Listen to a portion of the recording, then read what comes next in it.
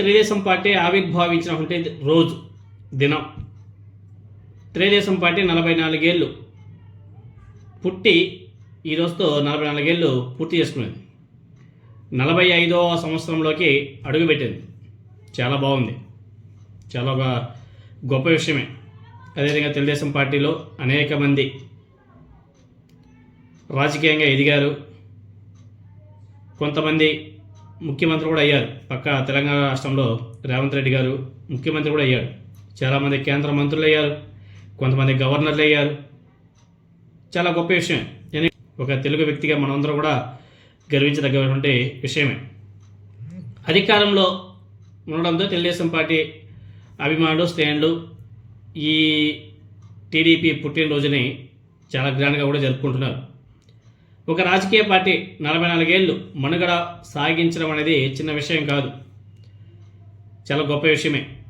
4 దశాబ్దాల పైబడే రాజకీయ ప్రస్థానంలో ఒక ప్రాంతీయ పార్టీ నిలబడడం అనేది చాలా గ్రేట్. అదేవిధంగా ఈ 44 ఏళ్ల ప్రస్తావనలో తెలుగుదేశం పార్టీ అనేక ఆటుపోట్లను కూడా ఎదుర్కొనింది, అనేక సంక్షోభాలను ఎదుర్కొనింది.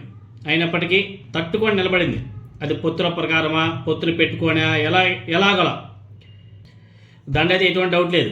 కానీ అనేక ఆటుపోట్లను తట్టుకొని నిలబడడం అంటే గ్రేటే కదా. రకరకాల పార్టీలతో పొత్తులు పెట్టుకోవడం, అధికారం చేపట్టడం, ఎనీహౌ వాళ్ళ పార్టీని అయితే నిలబెట్టుకున్నారు. ఆంధ్రప్రదేశ్ రాజకీయాల్లో తెలుగుదేశం పార్టీది ఘనమైన చరిత్రే.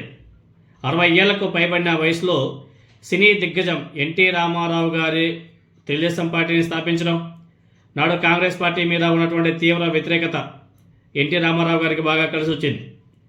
తెలుగుదేశం పార్టీ సునామీలో కాంగ్రెస్ ఘోర పరాజయాన్ని మూటగట్టుకుంది ఆనాడు. అయితే పరిపాలనతో పాటు రాజకీయాల్లో అనుభవ రాహిత్యంతో ఎన్టీ రామారావు గారికి కష్టాలు కూడా మొదలయ్యాయి. నాదెళ్ల భాస్కర్రావు గారి రూపంలో తెలుగుదేశం పార్టీ సంక్షోభాన్ని ఎదుర్కొంది. దాన్ని అధిగమించి తిరిగి ఎన్టీ రామారావు గారు తన స్థానాన్ని నిలబెట్టుకున్నాడు. అయితే 1989లో జరిగినటువంటి ఎన్నికల్లో తెలుగుదేశం పార్టీ ఓడిపోవాల్సి వచ్చింది. కాంగ్రెస్ గద్దెనెక్కింది. ఆ తర్వాత 1994లో మళ్ళీ ఎన్టీ రామారావు గారి నేతృత్వంలో తెలుగుదేశం పార్టీ తిరిగిలేని ప్రజాదరణతో అధికారంలోకి వచ్చింది. ఆ దఫా అల్లుడు చంద్రబాబు నాయుడు గారి రూపంలో సంక్షోభం తలెత్తింది.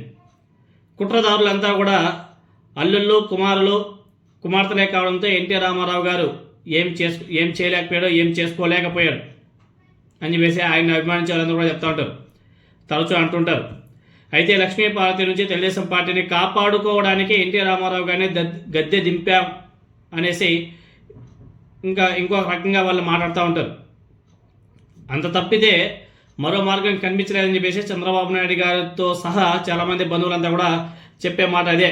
ఇదిలా ఉంటే ఎన్టీ రామారావు గారి హయాంలో సామాన్యులకు పెద్దపేట వేసిన సంగతి మీరు అందరూ కూడా తెలిసిందే. ₹2 కిలో బియ్యం నాటి పథకాలు తీసుకొచ్చింది కూడా ఆనాడు ఎన్టీ రామారావు గారు. చంద్రబాబు నాయుడు గారి నాయకత్వంలో మాత్రం కార్పొరేట్ శక్తులకు ప్రాధాన్యం ఇవ్వడం మొదలైందనేసి కూడా చాలామంది చెప్తూ ఉంటారు. సుజనా చౌదరి, సీఎం రమేష్ లాంటి వ్యాపారులకు చంద్రబాబు నాయుడు గారు ఇచ్చినటువంటి ప్రాధాన్యం మీకు అందరూ కూడా తెలిసిందే.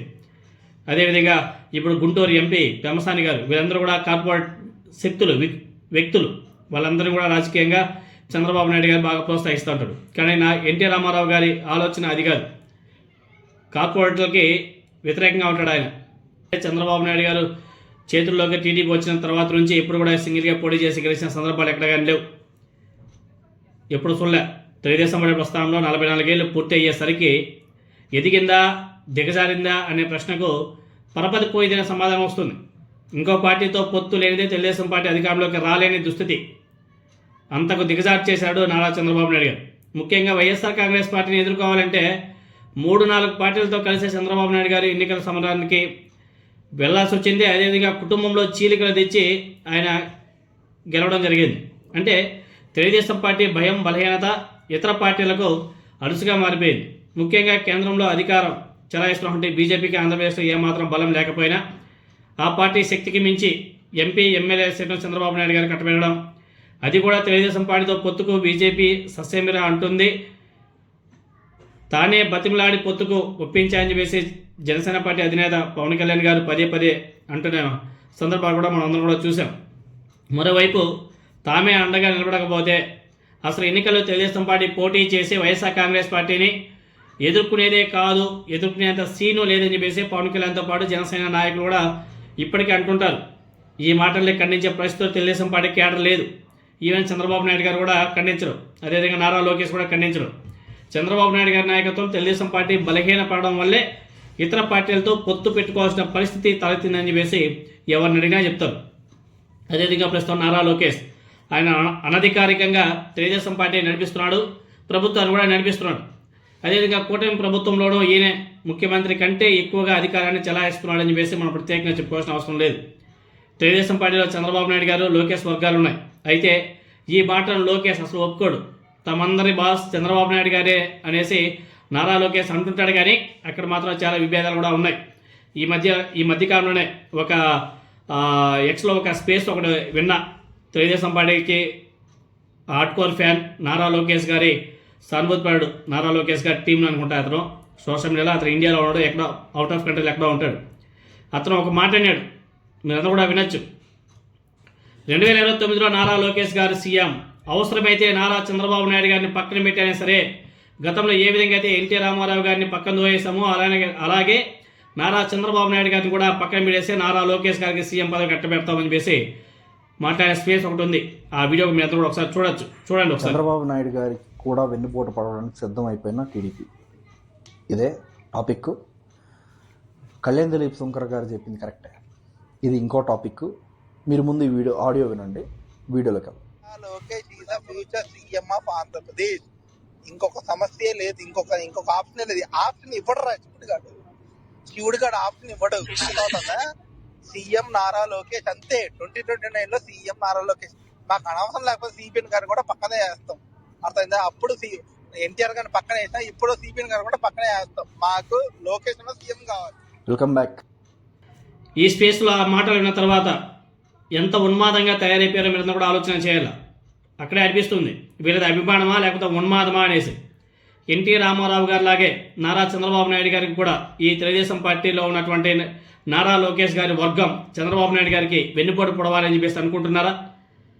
ఇది అభిమానమా లేకపోతే ఉన్మాదమా అని చెప్పేసి చాలామంది కామెంట్స్ కూడా చేస్తున్నారు. ఇలాంటివి చాలా ఉన్నాయి. సో చంద్రబాబు నాయుడు గారు ఉన్నంత వరకే లోకేష్ గారికి ఆదరణ అనే మాట బలంగా కూడా వినిపిస్తుంది. కానీ ఇవి నారా లోకేష్ గారి వర్గానికి అర్థం కావడం లేదు. ఇది లోకేష్ గారికి రాజకీయంగా శ్రేయస్కరం కూడా కాదు. చంద్రబాబు నాయుడు గారిని మించిన నాయకుడనే లోకేష్ అనిపించుకుంటే భవిష్యత్తు బాగుంటుంది. ప్రస్తుతం అధికారంలో ఉండడం వల్ల ఆదరిస్తున్నారా అనే ప్రశ్న కూడా కాలమే సమాధానం చెప్పాల్సిన అవసరం కూడా ఉంది. ఎందుకంటే అధికారంలో ఉన్నప్పుడు తెలుగుదేశం పార్టీ కేడర్ ఒకలా బిహేవ్ చేస్తుంటారు, అధికారం లేకపోతే తెలుగుదేశం పార్టీ కేడర్ మరోలా వ్యవహరిస్తూ ఉంటారు. ఇది మీకు అందరూ కూడా తెలిసిందే. ప్రస్తుతానికైతే ఊతకర్ర లేనిదే నడవలేని దిశకు తెలుగుదేశం పార్టీ చేరిపోయింది. అది మీకు అందరూ కూడా నాకన్నా మీకే బాగా తెలుసు. దీని నుంచి ఎదిగినప్పుడే తెలుగుదేశం పార్టీకి భవిష్యత్తు. ఆ పని నారా లోకేష్ హయాంలో జరుగుతుందా?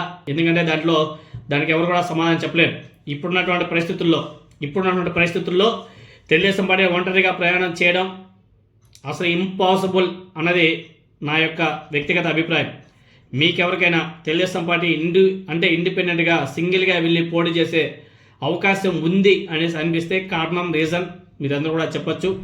ఏ విధమైనటువంటి అవకాశాలు ఉంటాయో మీరందరూ కూడా ఒకసారి కామెంట్ రూపంలో తెలియజేయండి.